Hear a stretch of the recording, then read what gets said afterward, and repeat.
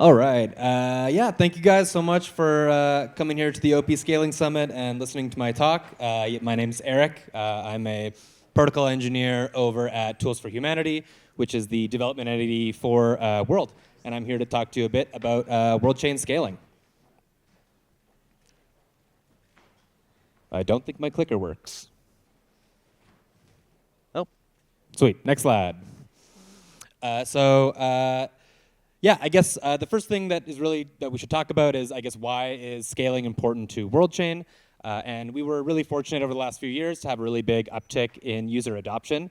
And so in the last few years, we've gained 38 million world app users. 18 million of those are actually orb verified. 6 million monthly active users currently, and we're in over 160 countries. So yeah, we've got a pretty good amount of adoption, and we have seen some growing pains from that. And so scaling is one of our top priorities, and I guess I'm going to go through a bit of our scaling journey. So I guess one question is why has World Chain gotten such adoption?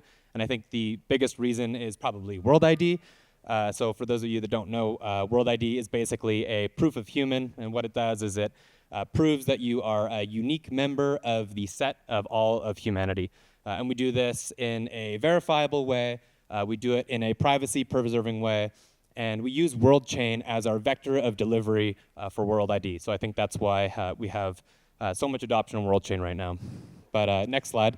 I think probably one of the things that sort of piggybacks off of World ID is actually the mini app ecosystem.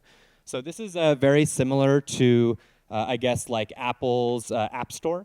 And basically, we provide a platform for which developers can build and create their projects, and they can launch them directly on World App and gain instant access to our many millions of verified users who already have a crypto wallet, some cash in their wallet, and are interested in the Web3 ecosystem. So this is, I think, a pretty compelling use case or a platform for developers to launch on.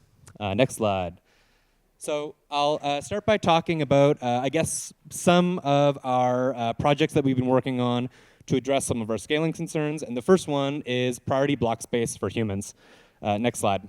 So with priority Blockspace for humans, what we're trying to address, and I think a lot of people here can probably relate, especially in the L2 ecosystem, is spam and bots are like a real problem on the blockchain. And next slide, we really want a world chain to be a blockchain for real humans who are actually operating with their real devices, and we want to make sure that they have the best UX possible. And this means carving out a chunk of block space specifically for verified humans. And this is, I think, easier said than done, but World Chain is uniquely poised to tackle this problem with World ID. And I'll talk a little bit about how PBoH, or Priority Blockspace for Humans, works. So next slide. The basic idea is that we take our World ID proofs and we bundle them with user transactions. We send these proofs over the network. They go to our custom block builder, and then our block builder can sort of assert these ordering rules which align with how we want World Chain's block space to be utilized.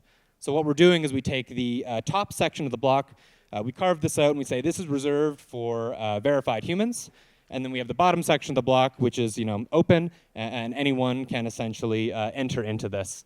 And what we're basically doing here is during times of high throughput, we can essentially create two separate fee markets. So we have our guaranteed block space that's pretty cheap. We have a really low base fee in World Chain, and we get World Chain like World app transactions in there. And then our bots, which we still love bots. We don't want like no bots on World Chain or anything like that.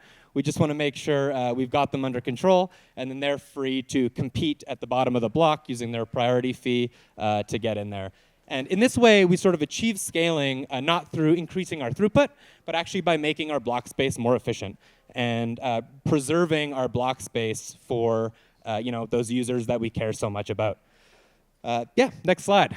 I'm going to talk a little bit now about flash block access lists. So this is a pretty cool idea.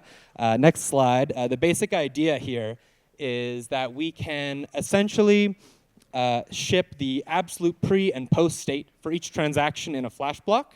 And we ship that along with the flash block so that block verifiers have the state to verify against immediately.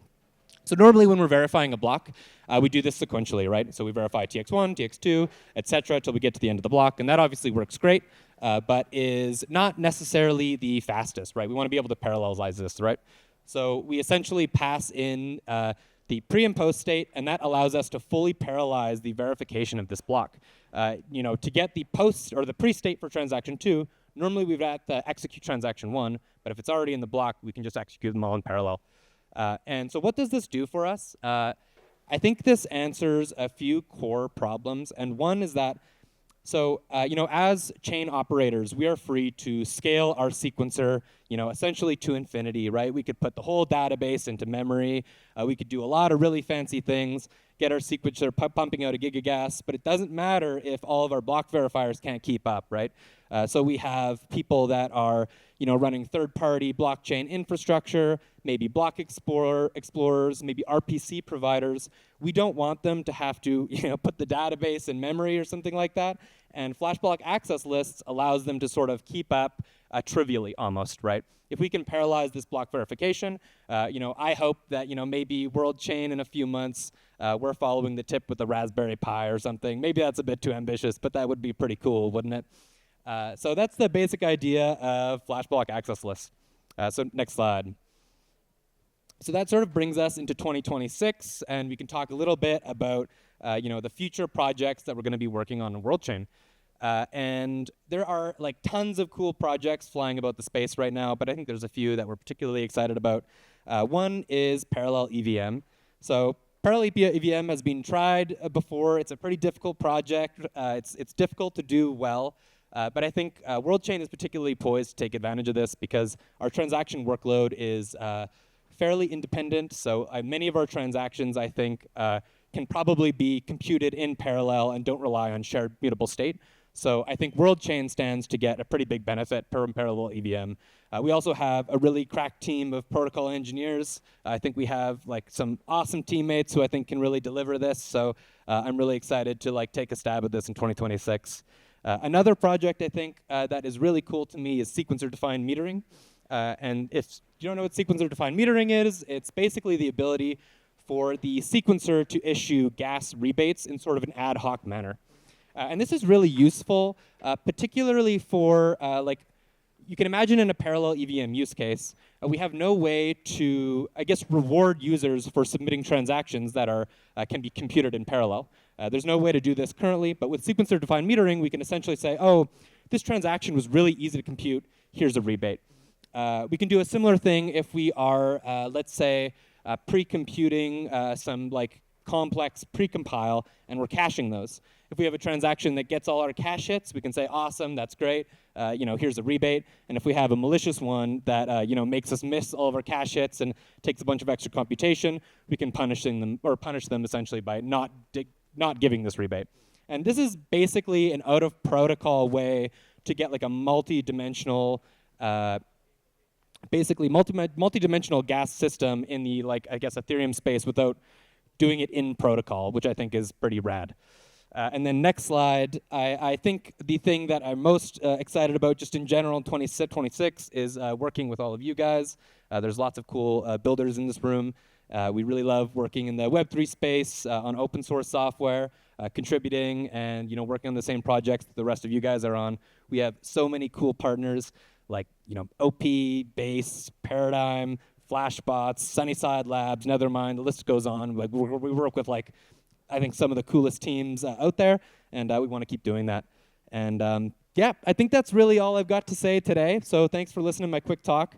I know this was a pretty quick summary, pretty high level, but if you guys see me walking around the venue or whatever, feel free to snag me, and happy to chat about some more of this stuff in depth. But thanks for your time, guys. Really appreciate it, and have a great rest of your afternoon. Thank you.